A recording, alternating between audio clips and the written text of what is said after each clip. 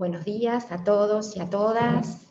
Mi nombre es Marielcia Fardo, soy profesora titular de las cátedras Lenguaje 1B y Lenguaje 2B, y estoy a cargo, junto con una gran cantidad de profesores y de profesoras, de este módulo del curso de ingreso que se llama Introducción al Lenguaje Visual. Y vamos a aprovechar esta clase, yo diría, para comenzar el año, ¿sí? Aprovechar desde ahora, desde el curso de ingreso, para transitar algunos conceptos que son muy importantes para nuestra asignatura, pero también para la formación general de todos ustedes que son de muy distintas carreras, ¿no?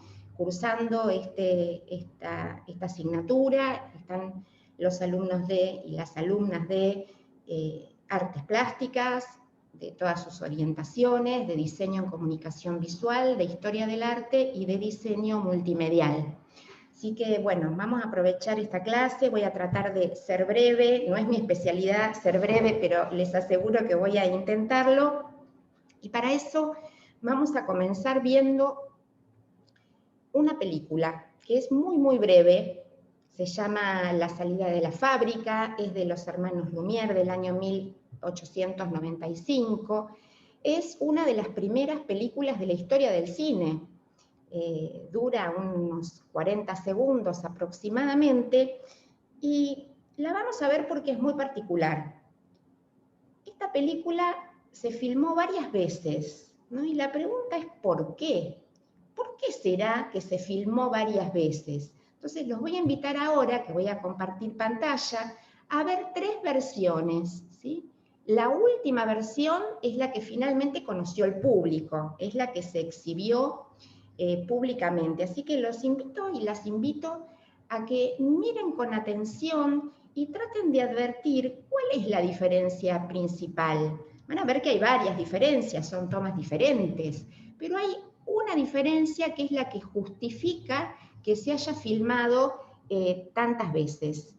Bueno, voy a compartir pantalla, tengan un poco de paciencia, y aquí la vamos a empezar a ver.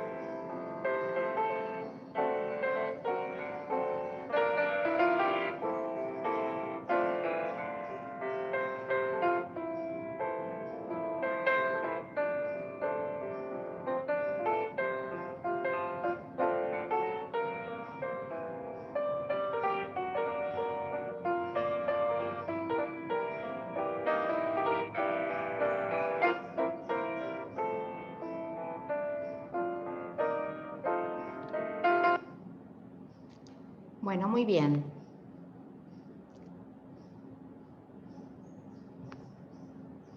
Ahora voy a compartir pantalla con un PowerPoint y vamos a empezar a analizar esto que acabamos de ver. A ver, voy a poner la presentación.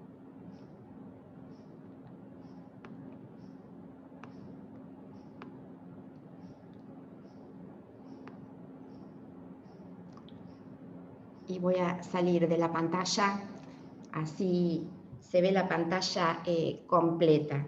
Si ahora no estuviéramos en pandemia y pudiéramos estar juntos en el auditorio, como eran los años anteriores, yo les preguntaría, bueno, ¿cuál es la diferencia, no? Y muchos de ustedes dirían, bueno, es la luz, en una hay una carreta, en otra pasa un caballo, están vestidos diferentes, en una hay más mujeres, en otras hay más varones, bueno, distintas cuestiones, ¿no? Y yo les diría, bueno, pero nada de esto justificó el hecho de que se filmara más de una vez, ¿no? Ahí les estoy mostrando los fotogramas de las tres versiones, ¿no? Y ahí es donde se advierte claramente cuál es la diferencia. Fíjense ustedes que en las dos primeras, ¿qué es lo que ocurre a diferencia de en la tercera? No llega a cerrarse la puerta, ¿no? Esto quiere decir entonces que aún en estos primeros registros había un guión, es decir, estaba la intención de narrar. En este caso, una narración muy básica, muy primaria, ¿no? Hay una puerta que se abre, trabajadores y trabajadoras que salen de la fábrica, y una puerta que se cierra. Ahora, el problema es que no había montaje todavía. Entonces, bueno, se trataba de una cámara fija y la película duraba lo que durara la cinta, es decir, unos 40 segundos aproximadamente, ¿sí? Y esto, bueno, no estaba ocurriendo, no lograban que la puerta se cerrara, por lo tanto, tuvieron que repetir esta acción muchas veces. Uno podría decir que, por lo tanto, había un guión, que por lo tanto había una cierta dirección de actores, que estos trabajadores y trabajadoras, bueno, tuvieron que acelerar su paso para poder salir más rápidamente y conseguir que en estos pocos segundos, hacia el final, la puerta se cerrara. Entonces aquí tenemos el primer concepto a tener en cuenta. Les dije que hoy vamos a ver algunos conceptos, ¿no? Que es bueno tenerlos desde hoy presente a lo largo de toda la carrera, ¿verdad? Este primer concepto es que la imagen no es una réplica del mundo. Esta es una idea que circula, que está en el imaginario, pero bueno, que no es así. La imagen no es una réplica del mundo, la imagen no reproduce la realidad tal cual es, la imagen no representa el mundo, sino que la imagen es una producción, y es una producción de mundos ilusorios, ficcionales. La imagen puede ser verosímil, ¿no? Es decir, puede parecernos, ¿no?, que es realmente idéntica a la realidad, sobre todo, por supuesto, en la imagen realista, que es la que fue predominante en Occidente desde el Renacimiento hasta fines del siglo XIX. Ya vamos a ver algunas imágenes de aquella época, si bien esta no es una clase de historia del arte, pero bien nos sirven esas imágenes para transitar algunos de estos conceptos que hoy vamos a trabajar. Es decir, esto, ¿no?, que le ocurrió al cine, de ser entendida como la réplica fiel de la realidad, antes se le atribuyó a la pintura, ¿no? Frente a la pintura realista, esta que aparece luego del siglo XV en el Renacimiento, bueno, a las imágenes se las veía como la fiel reproducción de la realidad. Luego esto se le trasladó a la fotografía. Es decir, cuando nace la fotografía, la gente ve estas capturas, bueno, era tal la impresión de realidad que se empezó a construir esta idea de que la imagen es una réplica del mundo. Y por supuesto luego al cine, porque ¿qué le agrega al cine que la pintura y la fotografía no tenían? El movimiento, ¿verdad? Entonces la impresión de verosimilitud era mucho mayor, si bien, por supuesto, no tenía algo que el mundo tiene y que es muy importante, que es el color, ¿no es cierto? El color no aparecía en estas primeras películas. Entonces, bueno, cuando aparece el cine, La gente que dice, bueno, sí, esto sí que reproduce fielmente la realidad, ¿no?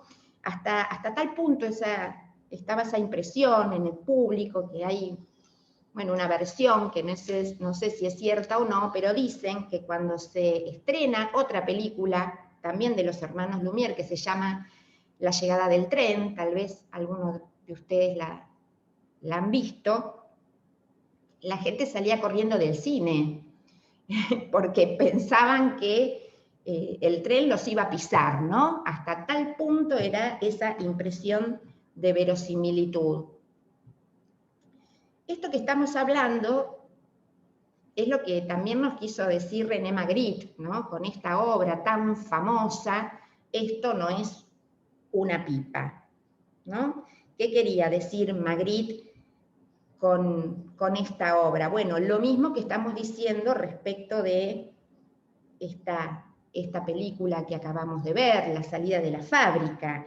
Vemos una pipa, y allí dice, esto no es una pipa. ¿Cómo? Ve una pipa y dice, esto no es una pipa. Parece una contradicción, pero bueno, no lo es, ¿no? Nuevamente, esta pipa es una imagen de una pipa, un signo que simula ser una pipa, es una representación de una pipa, o como quieran llamarle.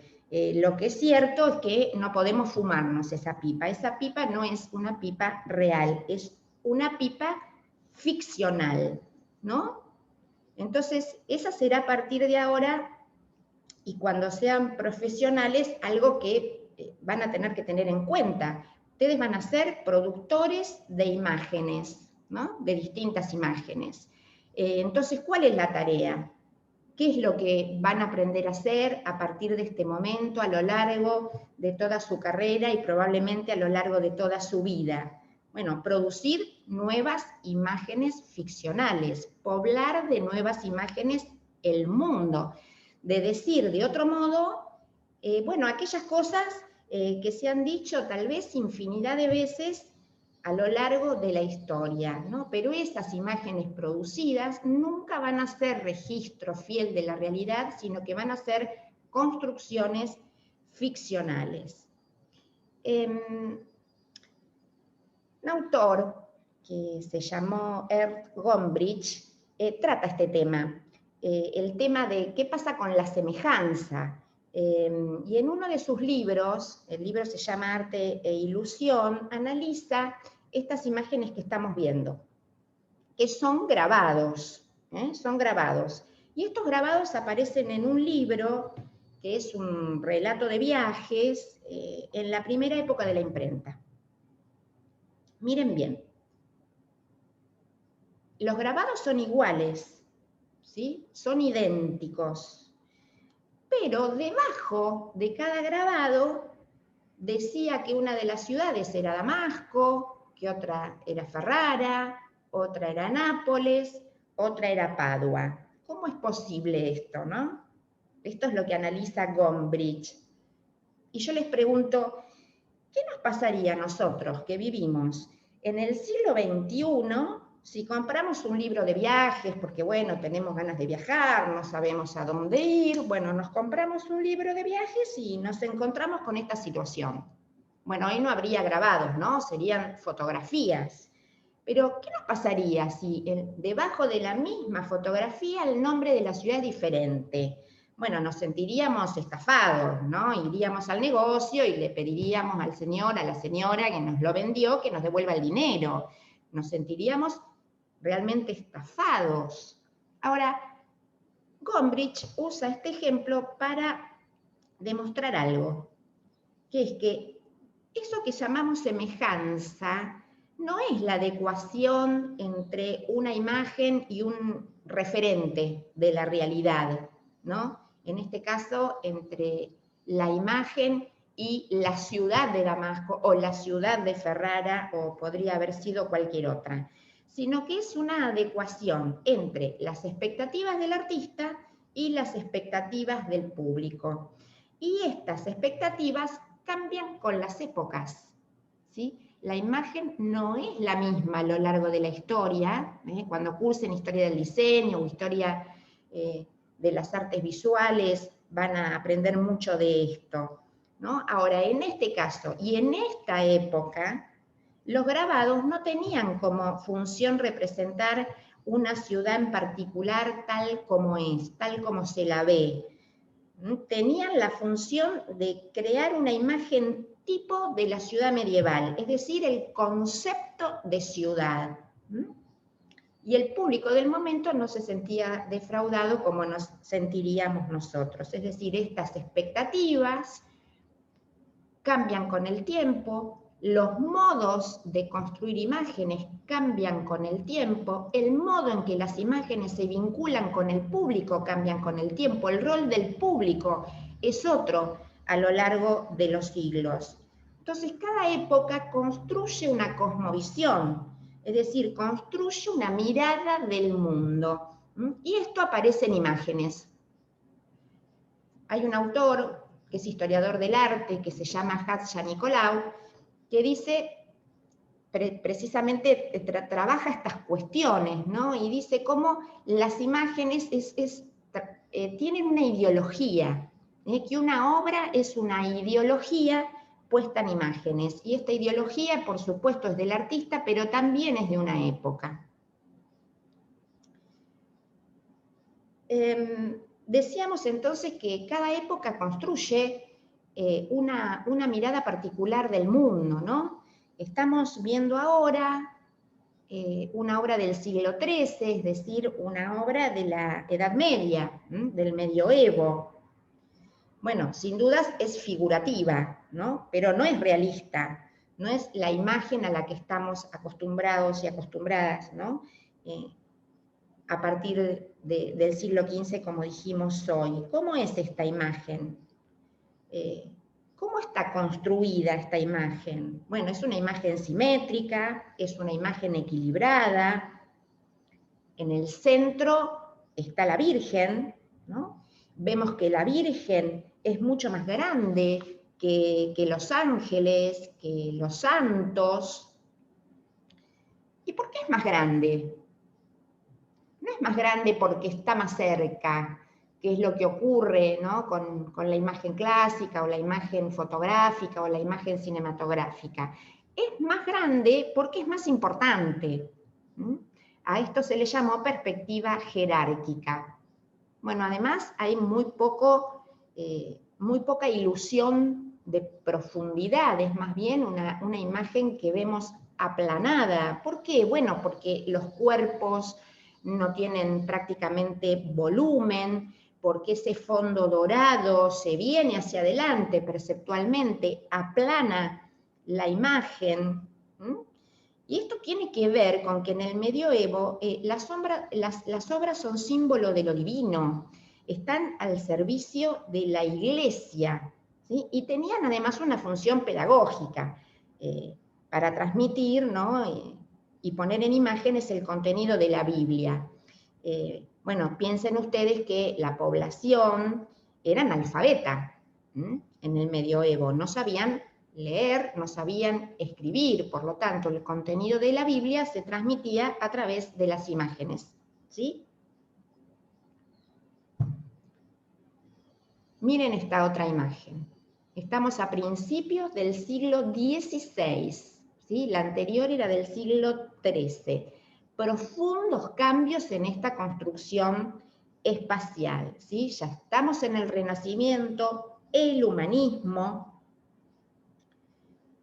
La imagen muestra, o refiere, alude al casamiento entre María y José, ¿sí?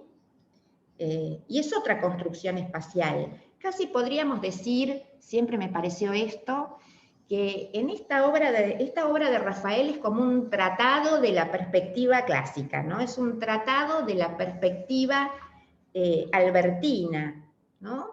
Bueno, ¿qué pasa entonces con la relación de tamaños, con las proporciones? ¿Qué pasa con el volumen de los cuerpos? ¿Qué pasa con esa ilusión de profundidad? Hay una gran ilusión de profundidad, ¿no? Un espacio construido sobre la base de los principios fundamentales de la perspectiva albertina. ¿Sí? Hay un único punto de vista, un único punto de fuga que se ve muy claramente en la superficie del piso y de la escalinata, ¿no?, que se dirigen hacia el templete que vemos en el fondo de la imagen. Ahora, los personajes que están en un primer término tienen todos el mismo tamaño, ¿sí? María y José no son más grandes que los personajes que están alrededor, ¿verdad? Los reconocemos por otras circunstancias, a pesar de que María ya no está entronizada, ¿sí? Es decir, los personajes que son bíblicos poseen una medida y un tratamiento de tipo humano, ¿no? Todas las creaciones a partir del Renacimiento serán a la medida humana, por eso estamos en tiempos del humanismo, ¿sí? Este sistema de construcción espacial se convirtió en el código de códigos en Occidente, ¿sí?, que es un espacio organizado matemáticamente, ¿no?, que tiene una tendencia a la unidad, una tendencia a la continuidad, da una idea de completud, ¿no?, de concordancia, que es lógica, que es matemática entre todas sus partes. Hay un ritmo matemático de la composición. Bueno, y así podríamos seguir analizando los periodos siguientes, pero vamos a cortar un poco ese camino, ¿sí? Y ahora les voy a mostrar una sucesión de imágenes. Mírenlas con atención, ¿sí? Las voy a ir pasando y luego de ver esta sucesión de imágenes, que son de distintos momentos de la historia o de distintos lugares, y después las vamos no a analizar una por una, sino a sacar algunas conclusiones.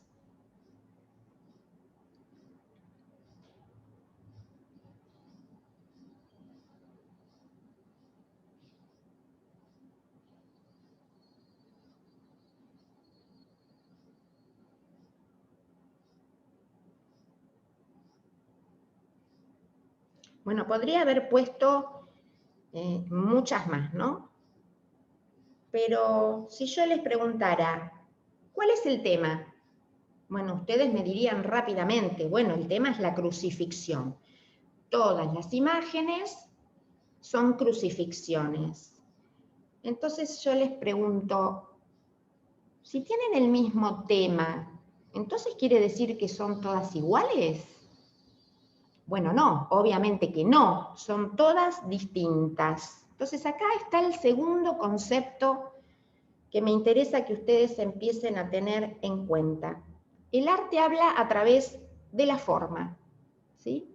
No del contenido, sino de la relación que establece la forma y el contenido, ¿sí? Es decir, cuando digo forma en sentido muy amplio, la dimensión espacial, la dimensión temporal, la luz, el color, la línea, la textura o los acromáticos, los tipos de contraste, la escala, es decir, el tamaño que las obras tengan, los materiales, etc. Esto que acabo de enumerar y algunos otros son precisamente los contenidos de esta materia, del lenguaje visual, ¿sí? Son los temas que se van a trabajar en los dos primeros niveles de la asignatura lenguaje visual y que son contenidos que trascienden las disciplinas específicas de ustedes. Es decir, lenguaje visual trabaja los temas que tenemos en común todos los productores de imágenes visuales. Entonces, recuerden esto, hablamos a través de la forma, ¿sí? Y el trabajo que van a desarrollar ustedes a lo largo de su carrera y luego como profesionales será ¿no? El que decíamos al principio, encontrar nuevas formas, producir nuevas formas, poblar de nuevas imágenes el mundo. Bueno, ¿seguimos? En esta voluntad de síntesis que tengo, si estuviéramos presencialmente, seguramente, bueno, esta clase sería un poco más larga, pero vamos a entrar en la última parte de la clase de hoy. Y les pido que presten atención porque esto que vamos a hablar ahora tiene mucha relación con el trabajo de producción que van a tener que hacer ustedes en esta asignatura, en Introducción al Lenguaje Visual del curso de ingreso. Una propiedad de la imagen es que puede establecer juegos intertextuales. ¿Qué quiere decir esto? Que una imagen puede establecer relaciones con imágenes precedentes. Estas relaciones pueden ser conscientes por parte del artista, es decir, puede ser el plano operativo del artista, en cuyo caso se llama cita, es decir, cuando un artista recrea, reinterpreta una obra del pasado, se le llama cita intertextual. Pero también esos vínculos entre una obra y otra, o entre una obra y otras, puede ser inconsciente por parte del artista, o puede ser que sea parte del rol del público, es decir, el público al percibir e interpretar una obra está habilitado a encontrar relaciones con otras obras del pasado, aunque el artista no se lo haya propuesto, ¿sí? Es decir, hay obras que activan una memoria colectiva más allá de las intenciones del artista, ¿sí? Ya cuando entremos en la cursada del lenguaje visual 1, vamos a ver esto, ¿no? con más profundidad, y vamos a hablar de la diferencia que hay entre la intención del artista, la intención de una obra y la intención del público, que no siempre coinciden. Estamos viendo una fotografía muy famosa del Che Guevara muerto, asesinado, en Bolivia. Esta fotografía salió en todos los diarios del mundo, imagínense ustedes la importancia histórica, ¿no? El drama histórico de este hecho. Y en su momento, y tal vez lo mismo nos pasa ahora cuando la vemos, se la percibió y se la interpretó como una imagen cristianizada, como un Che cristianizado, ¿no? Y uno dice, bueno, ¿por qué? Seguramente Alborta, imagínense al fotógrafo en ese momento de la historia, a mí me parece bastante improbable que haya sacado esta foto pensando en obras precedentes, pero esto está, es decir, estamos habilitados como espectadores a encontrar esos vínculos, ¿no? Por ejemplo, con el Cristo Muerto de Mantegna, que es, bueno, una obra muy famosa y que está en la memoria colectiva, es decir, estas asociaciones que hacemos como público las podemos hacer por el banco de imágenes, ¿sí?, que se ha creado a lo largo de la cultura, y que lo sepamos o no, están en nosotros, ¿no? O con esta obra, la famosa Lección de Anatomía de Rembrandt. Podríamos decir que en estos casos, estos vínculos los estamos haciendo como espectadores. Pero acá, ¿qué pasó? Fíjense el título de esta obra, La Lección de Anatomía con el Che. Digamos, acá el artista claramente está haciendo una cita, es decir, es consciente de esta cita, que es doble o triple, podríamos decir, ¿no? Al mismo tiempo que cita la fotografía de Alborta, cita la lección de anatomía, ¿verdad?, de Rembrandt. Es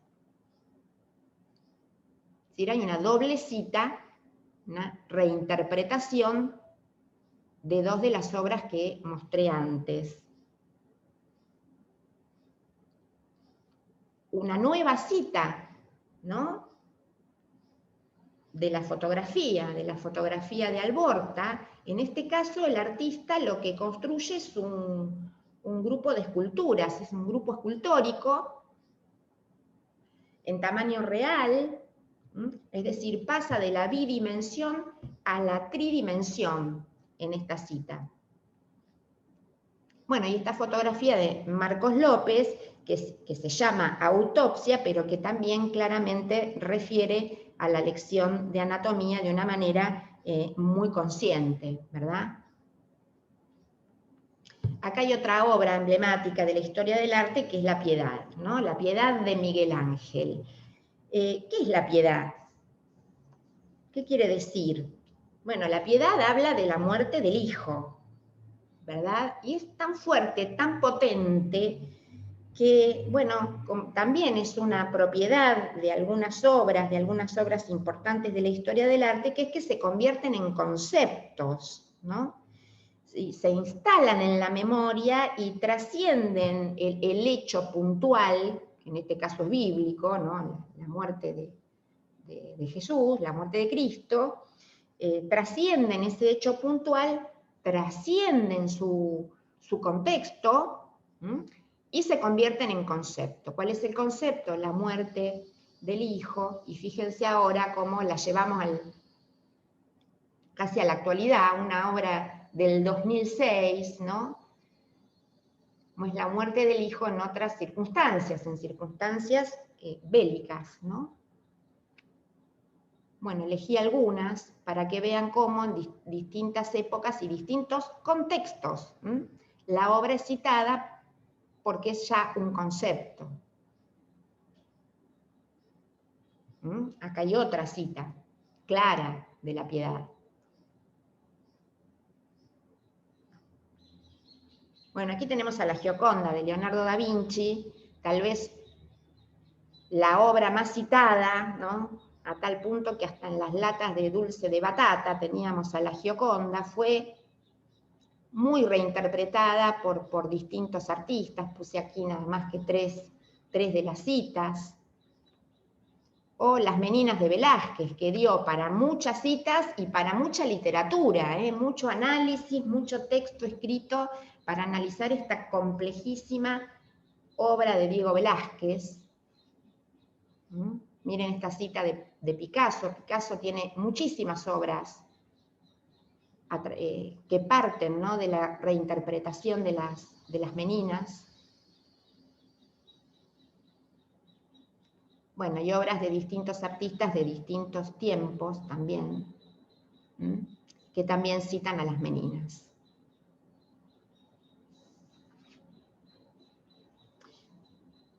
Bueno, y ahora vamos a la consigna. Pasamos a la consigna de trabajo. Ustedes tienen un documento, ¿sí?, para esta asignatura. Ahí van a poder leer los objetivos y los contenidos de esta materia de introducción al lenguaje visual. También tienen el cronograma de trabajo según el turno. Tienen esta actividad por escrito, así que van a poder repasar esto que yo voy a rápidamente explicar. Y tienen también allí las imágenes que van a usar como punto de partida. Como dice ahí en pantalla, el trabajo lo van a hacer de forma individual, porque bueno, estamos en pandemia. Si estuviéramos en la facultad, hubiéramos tenido una instancia de producción colectiva, que es una pena perdérsela. Y este trabajo de producción lo van a hacer a partir de una imagen otorgada por él o por la docente que tengan en su comisión, ¿sí? Una de estas 6 imágenes le van a ser asignadas. Les muestro primero las 6 imágenes.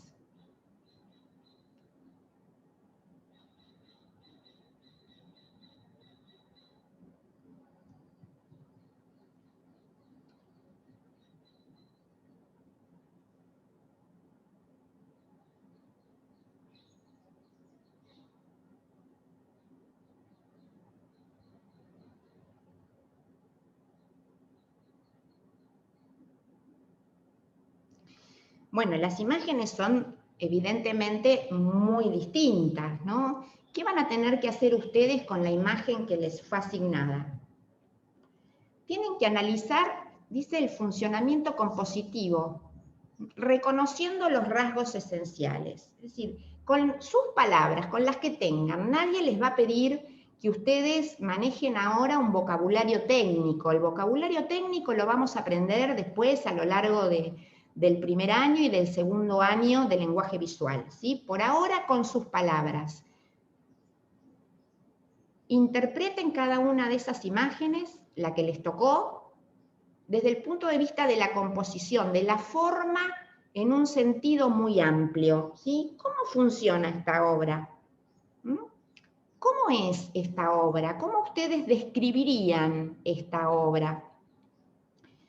¿Cuáles son los rasgos esenciales de esa obra? Ahora vamos a hablar un poco más de los rasgos esenciales. Les recuerdo que todo esto lo tienen por escrito y más desarrollado en esta guía que tienen a disposición ustedes para la cursada de todo este bloque de introducción al lenguaje visual.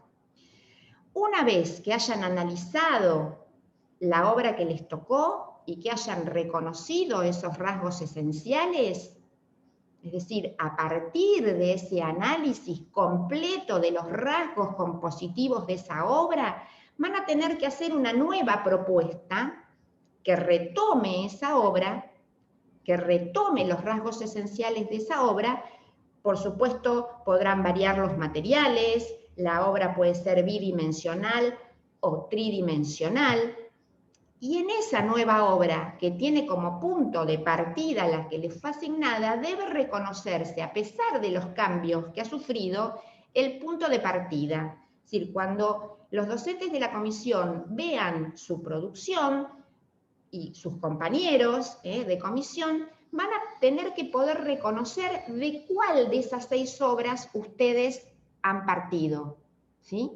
Y además, en una hoja, en una extensión que no exceda una carilla, van a poner por escrito una descripción formal de la obra original que les fue asignada y una fundamentación de las decisiones que ustedes adoptaron a la hora de realizar la obra.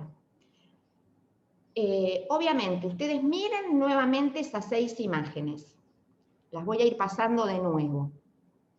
Son imágenes que compositivamente son muy diferentes y cada obra tiene un rasgo o más de un rasgo esencial diferente. Cada una de estas obras funciona de manera diferente porque su composición es diferente. La forma de cada una de estas obras es diferente. ¿Sí? Ahora vayamos a hablar un poco de qué es un rasgo esencial. ¿A qué le vamos a llamar rasgo esencial? Porque la obra, esta obra que les va a ser asignada a cada uno y a cada una de ustedes, es un punto de partida, es un disparador, como dice allí en el texto, ¿sí? Esa obra, que es una totalidad, funciona como funciona por cada uno de los componentes de esa imagen. Lo que le estamos pidiendo a ustedes es que reconozcan el o los rasgos esenciales de la obra que les tocó, es decir, esos rasgos que le dan identidad a la obra, que si no estuvieran ya no sería esa obra. Es decir, hay rasgos que vamos a poder eliminar porque no hacen a la esencia de la obra, y hay rasgos que son tan esenciales que hacen que la obra sea lo que es. Con esos rasgos ustedes van a tener que producir esa nueva obra, y esos rasgos pueden ser el color, es decir, cuestiones cromáticas, lumínicas, espaciales, lineales, direccionales, texturales, de encuadre, de tamaño, los materiales, ¿sí? El soporte, sus relaciones. Alguna de estas cuestiones de la forma, o más de una, van a ser los rasgos esenciales o el rasgo esencial de la obra que a ustedes les fue asignada.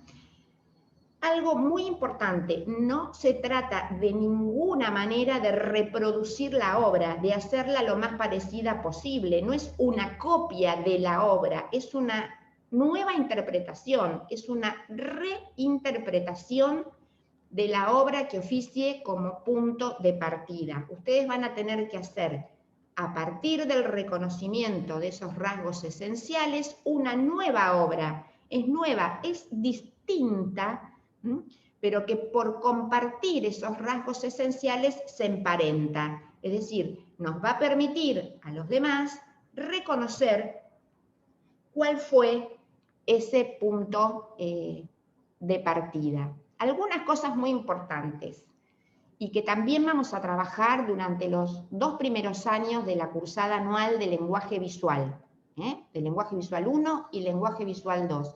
Presten a partir de ahora muchísima atención a los materiales, traten de abrirse al mundo de los materiales.